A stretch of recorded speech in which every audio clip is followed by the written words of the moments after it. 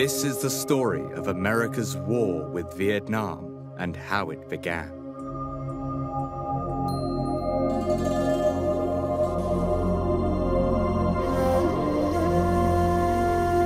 The history of Vietnam is one of conflict and great dynastic struggles, which have led to fragmentation of the country over the centuries, as well as inheriting the influence of many cultures. The idea that there's been one people called the Vietnamese throughout the last 2,000 years is a bit of a modern invention.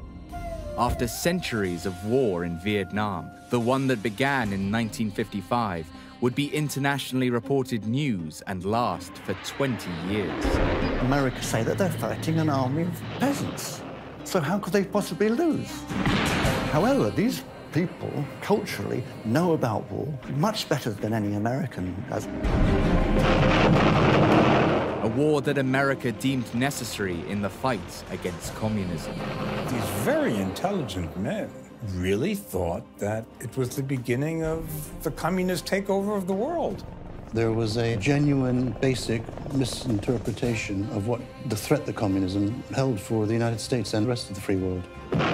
That's one of the really astounding things about the war, that such intelligent men could have been so wrong. The Tet Offensive, the fact that the Viet Cong had entered the American embassy in Saigon, caused a great deal of damage. It did turn American public opinion totally against the war. The protests were not even so much the soldiers as their mothers. Because what the hell is my boy doing in Vietnam?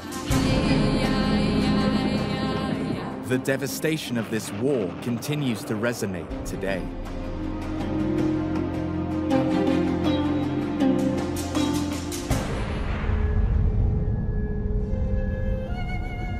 Vietnam is the story of two major river deltas, the Red River Delta in the north and the Mekong Delta in the south.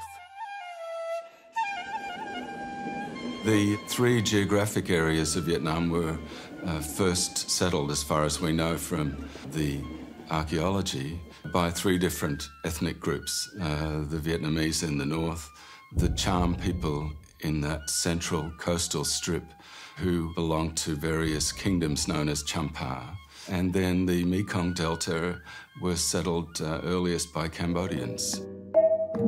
The Cham people came actually from across the sea, probably from the north coast of Borneo, and they were great sailors and seafarers and traders. And they speak a language that's related to Malay. And they developed their own civilization in central Vietnam, largely influenced by Hinduism and to some extent Buddhism as well from India. They used to be the dominant kingdom, or the dominant political society on the South China Sea. For 5 or 6 centuries, it was the Sham that controlled trade on the South China Sea. Trade then expanded from Europe to China, seeing the arrival of Western traders, as well as Muslim traders from India and the Middle East. Slowly, Champa became mostly converted to Islam, while Christianity became very important in the central and northern regions. Full-scale war broke out between the northern and the southern Vietnamese kingdoms. Part of their weaponry came from trading with the Westerners, so that the Dutch would supply weapons to the Trinh in the north, and their ships would cross over the Portuguese ships supplying weapons from Macau near Hong Kong to the Nguyen family in the southern kingdom. Those are the first European contacts, but they were rapidly followed by the Dutch and then the British and the French. Before the Europeans arrived, and throughout this period, there were flourishing local, quite sophisticated communities and societies, often with cultures that had borrowed elements from religion to the way that kings ruled to political organization from India more than from China. Vietnam's interaction with Europe brought the arrival of Catholic missionaries, particularly the Portuguese. It was not until the arrival of French missionaries from the mid-17th century that their influence across Vietnam was really felt. The most significant of these missionaries was Alexander de Rhodes. He studied the Vietnamese language and compiled a dictionary into French. This opened up the language to foreign influence. The French converted an increasing number of Vietnamese from Confucianism to Roman Catholicism. The emperor became angry and ordered the execution of many missionaries. This was a turning point from friendly trading relations to aggressive behavior. The French almost seemed to use the execution of their missionaries as a reason to invade. They were without any territories, unlike the British in India, the Portuguese in the Philippines, the Dutch in Indonesia. They decided to take over Vietnam and establish a colony. There was this constant tension between different regions of Vietnam, and the French arrived in that context and indeed conquered Vietnam piecemeal. Around 1860, the French seized the area near Saigon. In the next 2 decades, they moved through central and northern Vietnam, with French troops expanding their control over all 6 provinces on the Mekong Delta, and formed a colony known as Cochinchine. They divided the country into those 3 regions, which it had never been divided into before. France assumed control over the whole of Vietnam. French Indochina was formed in October 1887. Cambodia and Laos were added in 1893. In the following years, the French influence would play a significant role in shaping Vietnam. Throughout its history, the country had been invaded by a stream of dynasties, and by the late 19th century, Vietnam had become vulnerable to French ambition. Years of civil war had led to a... By 1884, France had taken control over Vietnam, forming the territories of Tonkin, Annam, and Cochinchine. The French were keen to bring Vietnam under French law, and it wasn't long before French culture grew across the country. The French conquest was in fact supported by some Vietnamese, including Catholics, but also some others who thought that the French could bring modernization to Vietnam. So there were some Vietnamese who sided with the French, and including some who benefited economically. They were distributed lands in the south, particularly in the Mekong Delta. So a new landlord class developed. As French influence expanded, they soon established the bureaucracy and architecture of their towns, building town halls, law courts, and schools.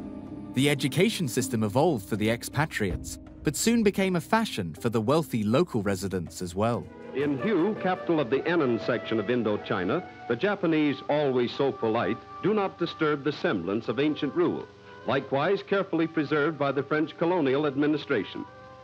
In a modern home built for her by the French at Dalat, the Empress of Annan brings up her 3 attractive children in truly royal atmosphere. She accepts with oriental resignation the obvious facts of the situation.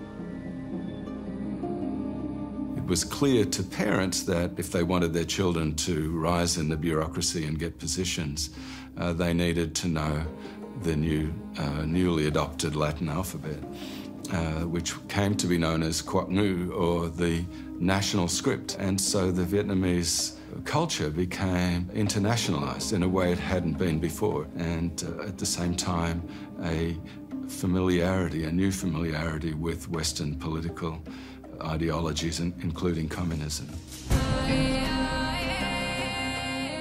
It was into this climate of French education that Ho Chi Minh was brought up, the man who would change Vietnam's history forever. As a young man, he was keen to see the world and took employment on ships as a deckhand. He traveled to America, lived in London for a while, where he was rumored to have spent time as a cook, and also lived in Paris. Whilst in Paris, he petitioned for the independence and civil rights of the Vietnamese people from French rule. When this failed in the US under President Woodrow Wilson, Ho Chi Minh became disillusioned, which furthered his communist zeal. He spent time in Russia and China before being imprisoned by Chiang Kai-shek. His reputation at home was developing, and when he returned in 1941, he had almost a hero status. He was very much a man of the world. He'd been educated by the French. He'd travelled around the world as a sailor, worked as a chef in London. In the Paris peace talks of 1919, he turned up at Versailles and demanded freedom from French colonialism for the Vietnamese people, and was thrown out. Ho Chi Minh was a member of the French Socialist Party, which split in 1919, and he joined the communist faction which founded the French Communist Party. During the Second World War, France had fallen to Nazi Germany in June 1940. The Vichy government in Paris immediately ceded control of Saigon and Hanoi to Japan. Japan enforced the right to land forces in Vietnam. They needed to block the transportation of war materials through Vietnam to the Allies. When Ho Chi Minh was released from prison in China, he returned to Vietnam to lead the Viet Minh independence movement. They fought against the Vichy French and Japanese forces. During World War II, Ho Chi Minh returned to China and with General Giap and others set up a communist resistance who fought the Japanese. In 1945, they'd taken over the north part of Vietnam. The south was liberated by the British, who, to justify taking back their own colonies in the Far East, rearmed the Japanese to hold the country until the French turned up to reoccupy South Vietnam. The Japanese and the French were very anti-communist, and the Vietnamese Communist Party had been founded in 1930 by Ho Chi Minh. He and the other Vietnamese communists rejected both the Japanese and the French, and they were the only large political party in Vietnam which did oppose both the French and the Japanese. But at the end of the war, when both of those groups lost, the communists led by Ho Chi Minh were in a stronger position to take over. I remember that many people at that time talk a lot about Ho Chi Minh, who they call Uncle Ho. At that time, everyone thought he was somewhere, like up there, going down to hell. But obviously, he also a human being with some kind of ambition of his own. People respected Ho Chi Minh as a great patriot and were willing to support him. They were tired of being dominated by the French and now the Japanese and fought for their freedom. He oversaw many successful military actions against the French and then against Japanese occupation of Vietnam during World War II, supported secretly by the United States Office of Strategic Services. Ho Chi Minh had meanwhile formed an alliance with the United States and was rescuing French and American pilots who were shot down by the Japanese and delivering them to the American forces in the south of China. And so Ho Chi Minh was able to build an army with some support from the United States and was in a position to take over once the Japanese were defeated. Over the years, Ho Chi Minh had developed a significant army. The country was in the midst of a huge famine. The Vietnam peasants blamed the French and Japanese, who were keeping the rice to feed their troops, even exporting it to Japan. After the Japanese had handed Vietnam to the Viet Minh in 1945, an estimated 2 million Vietnamese people had died. One of the problems at the end of the Second World War is it led into a variety of other wars, particularly in Indochina. And the Vietnam War, which the United States inherited from the French, which they had lost, was in fact inherited from Ho Chi Minh himself when he had been an ally of the United States. And I think that the basic problem was Ho Chi Minh was a nationalist, first and foremost, not a communist. Since 1945, the American foreign policy was the containment of communism. There was the famous domino theory that if South Vietnam fell to the communists, so would Laos, Cambodia, Thailand. It would spread down the Malay Peninsula until eventually Australia would become communist, and one senator famously said, we don't want to start fighting them when they land on Waikiki Beach. There's no question in my mind that these very intelligent men, McNamara and Rusk, really thought that it was the beginning of the communist takeover of the world. I mean, that famous domino theory, and they all believed it, and it was dead wrong. The French finally built up to a point where Ho Chi Minh and the Viet Minh in the north decided to resist, and they started to attack the French in Hanoi in December of 1946. And the war, which lasted until 1954, began then. Meanwhile, the situation in French Indochina grows graver as bitter fighting sweeps through Hanoi, leaving misery and destruction in its wake. French troops move up country to engage the well-equipped forces of the Vietnam Republic, who made a desperate but unsuccessful bid to massacre the entire French population of the city. The French don't let Vietnam independent, and that just pushed the country into the communist hand, because everyone wanted to be independent, and only communist was organized, well organized.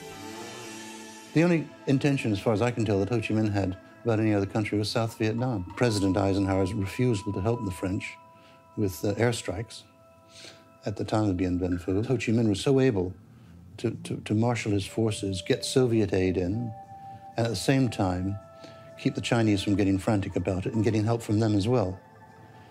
And then that was his determination with an extraordinarily brilliant general. Over to the French fighting communism in Indochina as Ju-52 planes lend their weight in an all-out offensive against the red jungle strongholds of the Viet Minh forces. Particularly after the fall of China to the Mao's communist regime and the start of the Korean War in 1949 and 1950, respectively, the United States began to give massive military support and political support to the French effort in Indochina from 1950. The Americans were initially very reluctant to support them, but partly in exchange for support for France and NATO in Europe, the Americans decided to support France in Indochina, which led to American financial support and advisors and that sort of thing. The fight for Indochina goes on. French pilots flying American planes take up where the big guns left off, blasting communist divisions which had infiltrated French positions in the Hanoi Delta. For the next 4 years of that war, the United States paid for about 80% of the French military budget. And at the same time, the Chinese were supporting the Vietnamese independence movement led mostly by communists and fought mostly in the north. Many people from the south, like everyone in Vietnam at that time, joined Viet Minh because their relationship, their involvement with resistance, they have the heart for it. War comes to peaceful rice paddies, rich prize the Reds were hoping to seize, until the French, aided by the loyal Vietnamese, drove them into the sea. But from the backwaters of war come the helpless victims of aggression, the women, the children, the old and infirm. Communism passed their way. They have little left now but a spark of life that drives them on toward escape and sanctuary behind the French lines. It's clear that people on all sides were fighting for different reasons. The Americans were fighting to stop this tide of communism that would sweep down from China through Vietnam into the rest of Indochina, the rest of Southeast Asia. The Vietnamese, some of them may have thought they were part of an international movement, but many of them were just fighting for their own personal reasons, to liberate the country against foreign occupiers or to get rid of the power of landlords and that kind of thing. The war that broke out in 1946 dragged on for 8 years and has its culmination at the Battle of Dien Bien Phu in 1954, where a very bold move by the French military goes completely wrong and they're outfought and outthought by the guerrillas under General Zapp. The First Indochina War came to an end with the Battle of Dien Bien Phu in 1954, culminating in a comprehensive defeat for the French. France agreed to withdraw its forces from all its colonies, and a conference at Geneva decided on the division of Vietnam, with control of the north given to the Viet Minh as the Democratic Republic of Vietnam under Ho Chi Minh, and the south becoming the state of Vietnam, nominally under Emperor Bao Dai. This prevented Ho Chi Minh from gaining control of the entire country. After the division of Vietnam into North and South, the North is seen as a communist threat by the United States. South Vietnam's Prime Minister, Ngo Dinh Diem, faced a 2-year deadline for a nationwide reunification vote. However, the US feared that Diem might not win. In the north, the Viet Minh had formed the National Liberation Front under Ho Chi Minh, known as the Viet Cong, and started guerrilla warfare in the south of the country in an attempt to gain control. President Diem came back to Vietnam with the acceptance from the last emperor Bao Dai. In a referendum, he ousted Bao Dai, sent him into exile in France, and he became president. The South was still administered from Saigon until there was going to be an election which would then unite the country. When the Americans realized that they wouldn't win any election against the communists, they backed Prime Minister Diem in South Vietnam to set up an independent state so it would be analogous to North and South Korea. Because of the influence of the Korean War upon American thinking, when the French lost at Dien Bien Phu, and Eisenhower had to decide what to do about the country, he decided to support the South Vietnamese government in place, and they supported that dreadful man Diem. Diem was like a South American dictator about whom some American general, I think, once said, he's a son of a bitch, but he's our son of a bitch. And that strain of thought ran through the American government when they looked at their allies around the world. And it was a mistake. Half of the villages were under communist rule in 1954, and it wasn't clear who was going to come out on top. And indeed, the United States and the other political groups also expected that the communists would win. It wasn't anything great American conspiracy to rule the world or anything. They just didn't want the Russians to take over when they realized that Soviet communism, as they saw it, was a menace, which it was. It would influence other parts of the world that they thought they could reach. And as a consequence, Vietnam, after the French were defeated at Dien Bien Phu, was a prime candidate for American help. And so the Diem regime immediately turned its attention to the religious, or the political religious sects in the Mekong Delta, and attacked them first. And so there was fighting in the streets of Saigon in 1954 and 1955, and much of it spread to the Mekong Delta. There was a sort of civil war in the early days of the South Vietnamese regime. The divisions and unrest in Vietnam continued. The rioting intensified, and the Vietnamese people continued to see Ho Chi Minh and the National Liberation Front as a way to gain back their independence. America continued to closely monitor the situation, uneasy at the rapid rise of communism in Vietnam, which they deemed to be a direct threat to them. This mood prompted President Kennedy to send in aid, ultimately ending in over 500,000 US troops and a bloody war that would last for 20 years.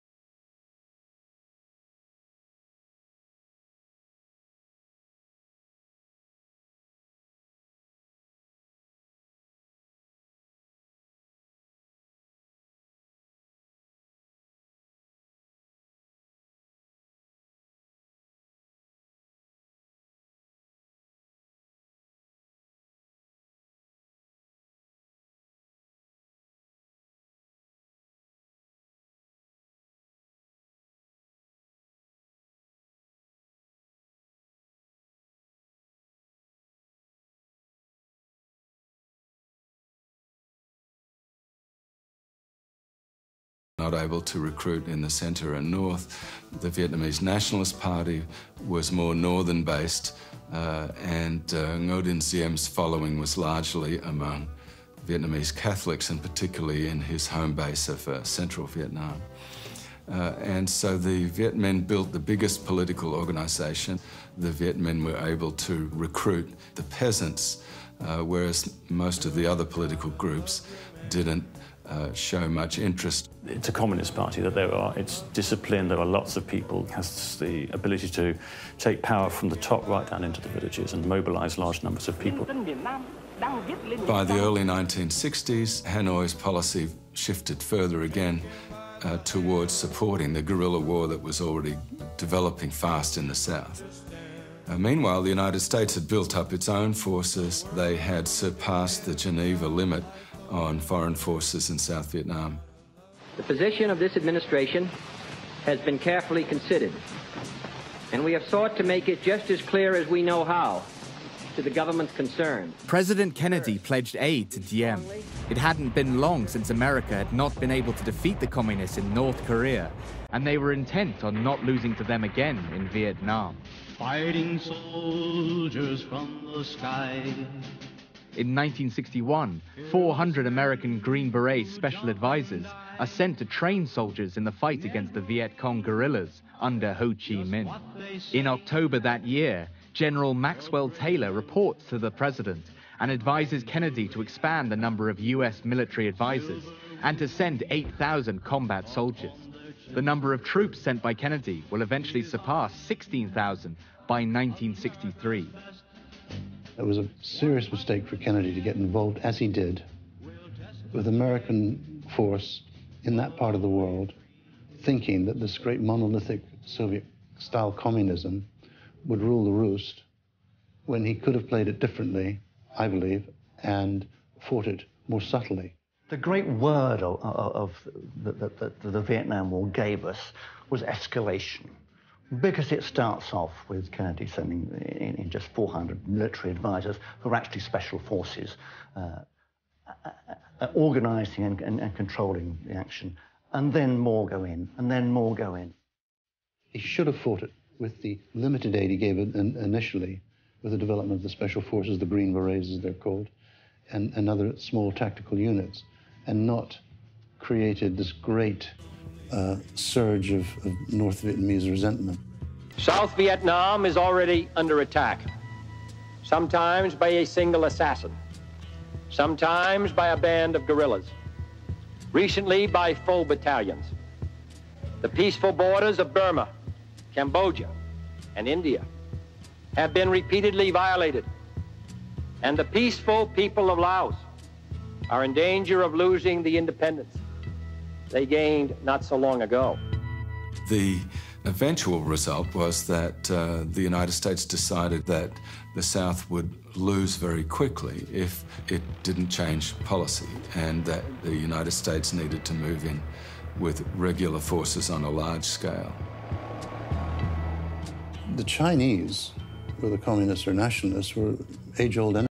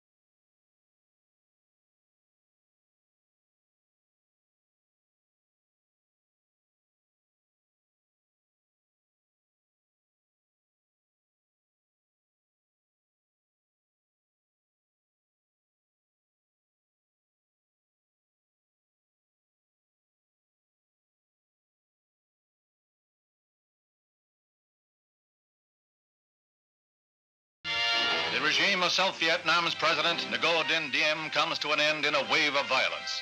A few days before the army revolt, these last pictures showed a man who seemed to have no premonition of the horrible death he was to meet.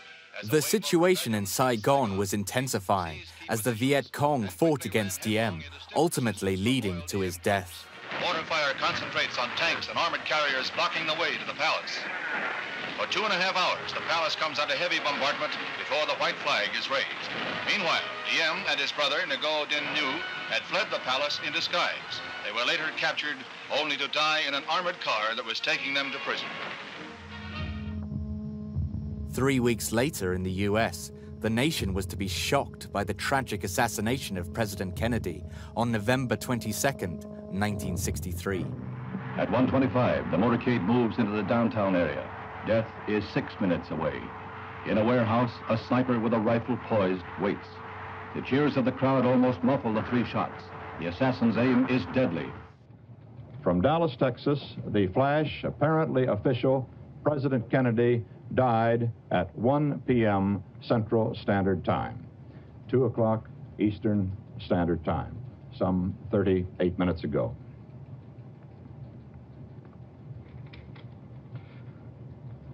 Vice President Lyndon Johnson has left the hospital in Dallas, but we do not know to where he has proceeded.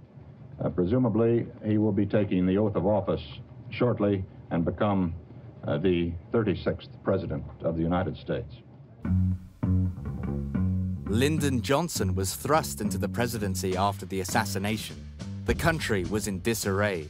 The worsening situation in Vietnam had been Kennedy's most pressing problem, and Johnson inherited America's commitment to Vietnam and to defeating communism. President Johnson, for all his great virtues, wasn't very strong on foreign policy. He had been in the Navy during the Pacific War, and he believed, one, that overwhelming force worked militarily, and number 2, he was a great Texan wheeler dealer. He figured if he waved the big stick, he could negotiate with Ho Chi Minh. Ho Chi Minh didn't want to negotiate with anyone. He knew eventually he would win. They could control how many people they were losing, and all they were doing was keeping their casualties down to below their birth rate. In August 1964, an incident off the Gulf of Tonkin triggered a reaction from President Johnson. The determination of all Americans to carry out our full commitment to the people and to the government of South Vietnam will be redoubled by this outrage. Ultimately, this reaction would lead to the beginning of a war in Vietnam, a war that still resonates. The justification remains a question to this day.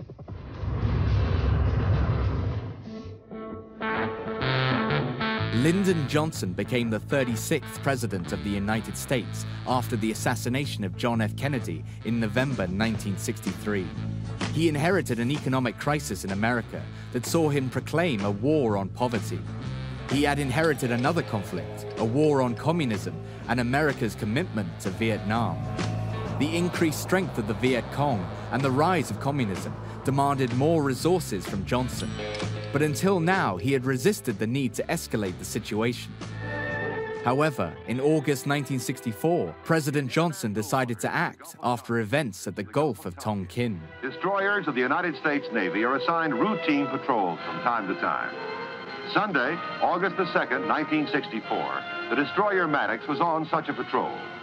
Shortly after noon, the calm of the day is broken as general quarters sound.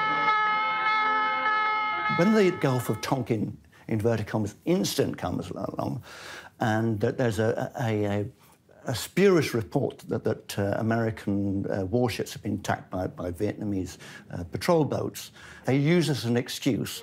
The Gulf of Tonkin incident illustrates this capability for instant retaliation against unprovoked attack. The USS Maddox's captain sent a report that 3 North Vietnamese torpedo boats supposedly fired on them, but then sent a retraction that it had been foul weather and not an attack. However, President Johnson ignored the retraction and ordered the bombing of torpedo boat bases and an oil depot. President Lyndon Johnson obtained an almost unanimous approval from the US Congress to escalate the war in Vietnam, and bombing aircraft were sent north. He knew everyone on Capitol Hill. He could get anything through he wanted. They gave him this Gulf of Tonkin resolution, which he said it was like grandmother's nightshirt. It covered everything. And it just gave him carte blanche to fight how he wished.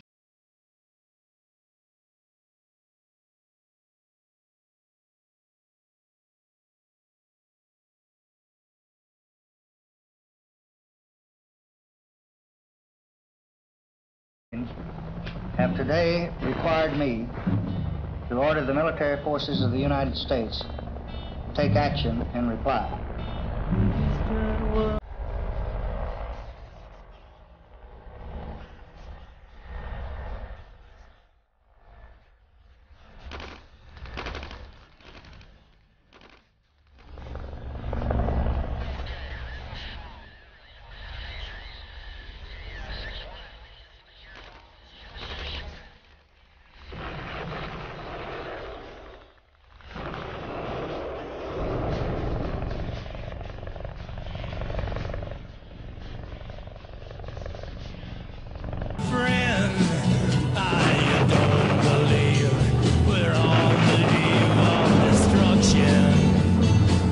Full-scale military action on Vietnam had begun. The Viet Cong retaliate with a bombing onslaught on a US airbase. One of the major impacts of the United States build-up of ground troops in South Vietnam was that the communist guerrillas in the South started recruiting at an increased level themselves. And in fact, from 1964 to 1965, the communist guerrillas quadrupled their recruitment. Meanwhile, the United States was building up its forces at an even faster rate to hundreds of thousands. The American commitment on the ground in South Vietnam rises from 12,000 to 200,000. And suddenly, everyone in America